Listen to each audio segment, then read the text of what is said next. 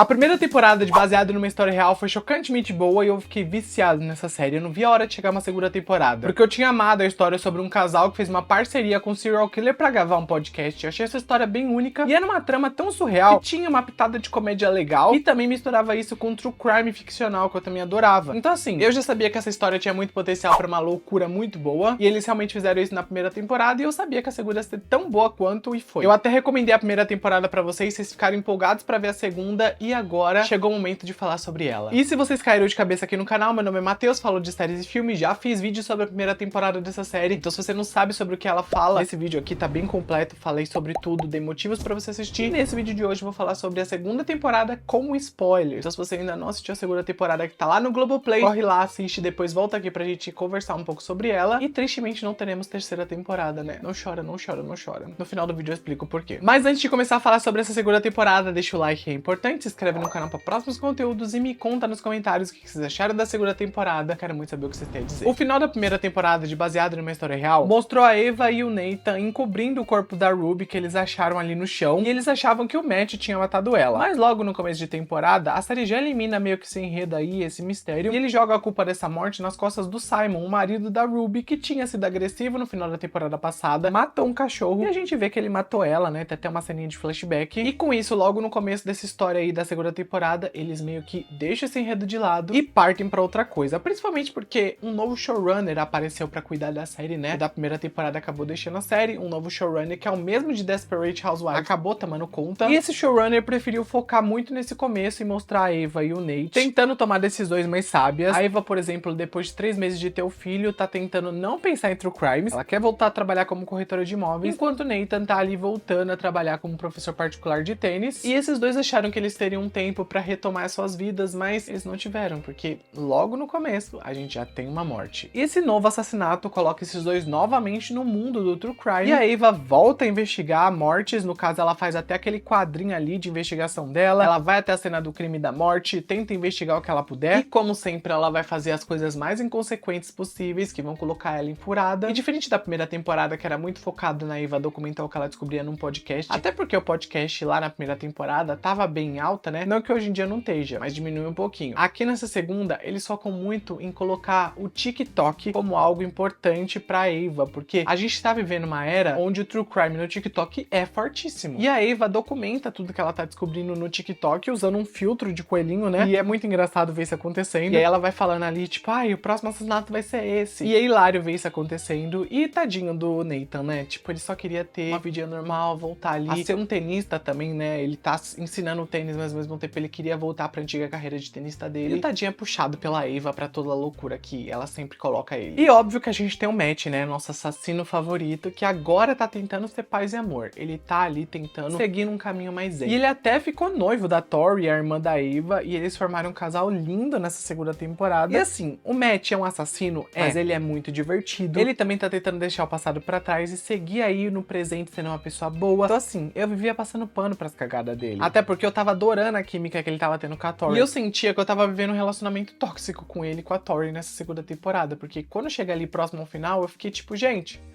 calma. Calma aí. Será que o Matt tá fazendo coisa errada? Será que o Matt tá envolvido com coisa errada de novo? Matt, eu tava acreditando em você. Obviamente eu sabia que ele não era o culpado pelas mortes que estavam acontecendo na temporada, mas eu também tava pensando que ele tava indo pra um caminho meio conflituoso, ele tava trazendo aquele lado obscuro novamente, né? Ele teve uma recaída, ele matou uma pessoa nessa temporada e roubou ali a casa dessa pessoa. Assim, eu fiquei pensando, Matt, todo mundo erra. Todo mundo erra. E então eu passei um paninho pra você nessa morte. Mas se você fizer outra cagada, não vai dar pra passar pano. E ele fez. No final de temporada. Já a gente fala dessa cagada, já. Mas, Matt, eu apostei minhas cartas em você, mano. E você me traiu. E a gente também tem uma nova personagem nessa temporada, que é a Drew. Uma mulher que virou amiga da Eva no começo da temporada. Ela também se dizia policial. Ela até entrou ali numa cena de crime que a Eva também tava. E eu achei meio surreal todo esse enredo dela se disfarçar de policial. Mas na verdade ela era uma babá que dizia que tinha um filho. E na verdade esse filho era a criança que ela cuidava. E ela depois se revela a ex-mulher do Matt, que tava ali querendo acabar com ele, porque ela achava que ele era o assassino que tava atacando as mulheres novamente. Então as coisas foram escalonando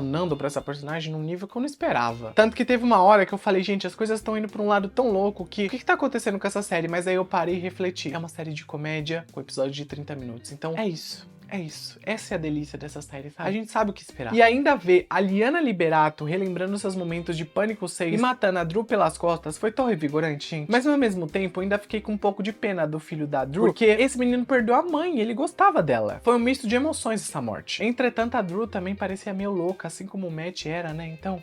sei lá. Eu achei ela tão divertida quando ela tava só ela e a Ava ali conversando sobre família, sobre pessoas meio malucas, e elas eram malucas, né? Mas enfim, eu adorei a Drew no começo, achei ela doida no final. E a Melissa Fumero é uma querida. Desde Brooklyn Nine-Nine, essa atriz é uma querida. E aqui não foi diferente, sabe? Ela trouxe um tom cômico tão único que funcionou pra doideira dessa série. Então, vou sentir falta dela.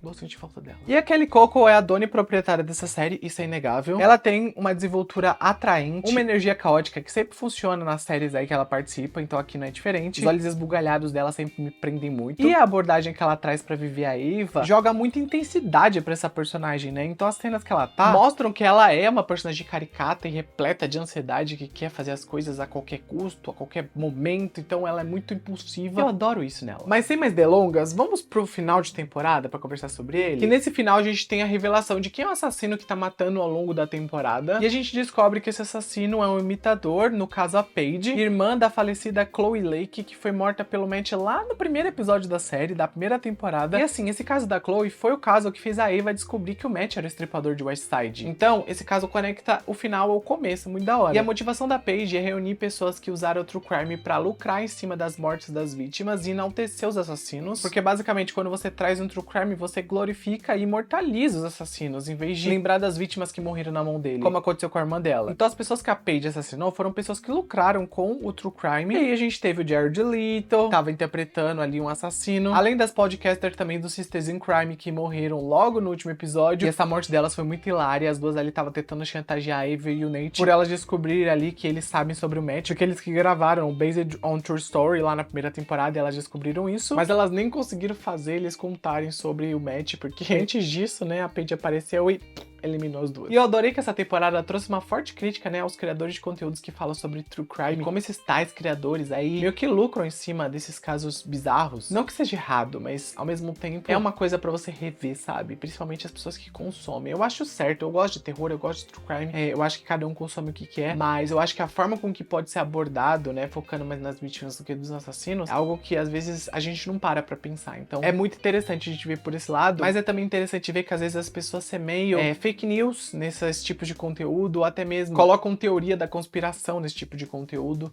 Então, essa temporada dá meio que uma alfinetada nisso de uma maneira boa. E a Sarah Paxton interpretou a Paige nesse finalzinho com tanta voracidade que, gente, eu queria muito ver ela numa terceira temporada, numa personagem regular, porque, nossa, ela foi uma assassina muito boa, aquele cabelo preso, aquele jeitão meio louco, sádico, ela atacando a Ava e o Nathan ali com a faquinha. Ai, que cena boa desse final. O que cancela uma série assim? Amei aquele monólogo dela no final, foi tão doentio, sabe? E ela mesma se encaixou num estereótipo de anti-heroína, porque tudo que ela tava meio que lutando contra era algo que ela mesma tava entrando na própria história. Então, é muito doido. E antes de acabar a temporada, e no caso acabar a série, né, porque foi cancelada, a gente vê o Nathan vendo que ele já conhecia a Paige, porque eles estavam no Alcoólatras Anônimos juntos. Até porque o Nathan, durante a temporada, queria controlar seus impulsos assassinos. Então ele foi pra essas reuniões pra conseguir isso, né, e foi um arco muito legal da temporada.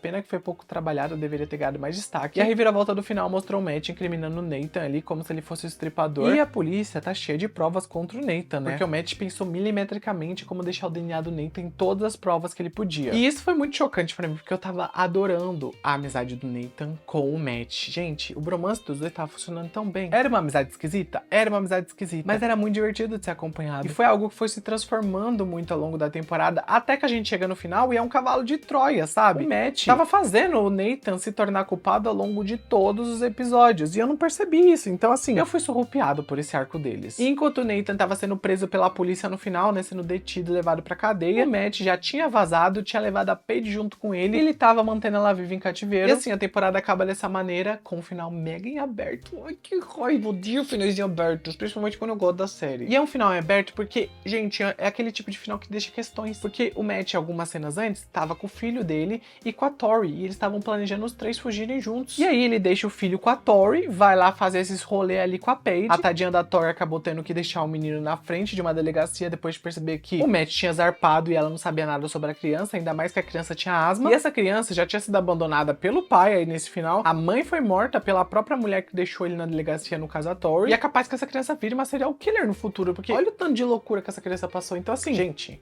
que maluquice. E eu fiquei indignado que cancelaram essa série. Puta que pariu, gente, tão boa. E aí, assim, baixa audiência. Vocês não divulgam? Tem gente que nem sabia que lançou a segunda temporada. Por que vocês querem que tenha audiência se vocês não divulgam a própria série? Pau no cu de vocês, que raiva. Mas ó, só pra terminar aqui esse vídeo, eu preciso dar uma salva de palmas pra dublagem dessa série, que é 10 de 10, gente. Eles tiveram uma liberdade criativa tão boa nessa segunda temporada. Colocaram piada com o Pelé, com o Pedro Sampaio, com o Paula Carosella. Relembraram do término da Joelma e do Chimbinha, que eu não lembrava, mas nossa, dei tanta risada com essa dublagem. Me lembrou a dublagem dos anos 2000, então eu amei. Vocês arrasaram na dublagem. Uma salva de palmas aqui pros dubladores e pra pessoa que escreveu. E era isso que eu tinha pra falar sobre, baseado numa história real. Me contem aí o que vocês acharam dessa segunda temporada. Me contem se vocês estão tão tristes quanto eu por ela ter sido cancelada. Clica no like, se inscreve aqui pra próximos conteúdos de série de filmes e me conta nos comentários o que vocês têm a dizer sobre essa segunda temporada. Fico por aqui, gente. Grande beijo. Até o próximo vídeo. Tchau.